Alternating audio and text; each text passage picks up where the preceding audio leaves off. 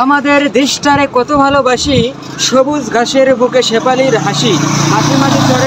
সুপ্রিয় দর্শক মন্ডলী, আপনাদের ওয়েলকাম জানাচ্ছি ঝুমার বাড়ি বিনোদনের পক্ষ হতে। আর আপনাদের সাথে আছি আমি পলাশ। তো কি অবস্থা সবার? আবারও চলে আসলাম আপনাদের মাঝে নতুন একটা ভিডিও নিয়ে। তো আজকের ভিডিও কিন্তু অনেক ইন্টারেস্টিং হতে চলেছে, তাই ভিডিওটি টেনে টেনে না দেখে আস্তে আস্তে দেখুন, তাহলে কিন্তু আপনারা মজা পাবেন।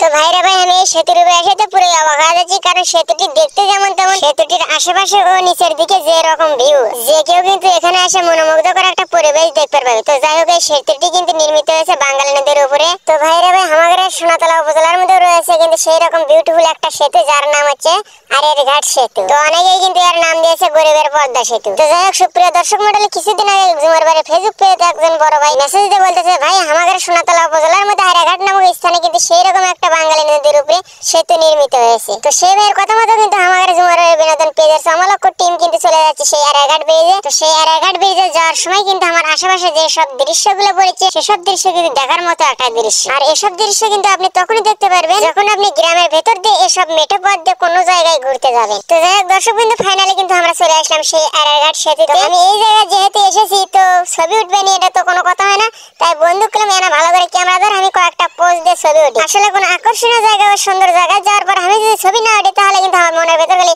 ছটফট করে। তো বন্ধু আমার ক্যামেরা ধরার পর আমি 4-5 করে পোজ দেওয়ার পর বন্ধু আমাকে বলছে, আরে এটা না ভিডিও হয়ে গেল। তো আমি বন্ধু করলাম, আরে এটা কোনো ব্যাপার না, ভিডিও চালু করার পর কয়েকটা স্ক্রিনশট দিয়ে সেটা এডিট করলে আবার ফটোর মতোই সেই রকম হয়ে যায়। বন্ধু আমার কথা শুনে কইছে, আই এম তো অবাক, এত বুদ্ধি তোর মাথার মধ্যে আগে তো জানতাম না, আর এত বুদ্ধি নিয়ে তুই আত্রি কেঙ্গা এরকম পারিস। আমি বন্ধু করলাম, আরে এটা কোনো বুদ্ধির কিছু নাই, আসলে মাথার মধ্যে অল্প না ব্রেন খাটালে কিন্তু সব সময় আমাদের আশেপাশে বুদ্ধি ঘুরপাক খায়। তো আপনারা দেখতে পাচ্ছেন আরিয়ারঘাট সেতু, সেখান থেকে কিন্তু আমি চলে যাচ্ছি অন্য একটা সাইডে। তো সেখানে কিন্তু আমি দেখতে পাচ্ছি কয়েকটা রাজহাঁস কিন্তু পানির তলে কাল্লা দিয়ে কি যেন খুঁজতেছে। তারপর আমি কিন্তু দেখতে পাচ্ছি এক সাইডে কিছু ছেলেবেলা কি যেন খেলতেছে, দূর থেকে মনে হচ্ছে তামিল বাংলা ছবির শুট চলছে। তো ভাইরা ভাই, এখানে এসে কিন্তু আমি একটা জিনিস দেখে অবাক হয়ে যাচ্ছি, কারণ যখনই আমরা ব্রিজের উপরে খাড়া আছিলাম, মানে গাড়ি ঘোড়া যাচ্ছিল, তো গাড়ি ঘোড়া যাওয়ার কারণে ব্রিজ কিন্তু স্প্রিং এর নামে লাভ পাচ্ছিল। তো আমার কিন্তু একটু ভয় ভয় লাগছিল, মনে হচ্ছে এই বুঝি ব্রিজ ভেঙে গেল।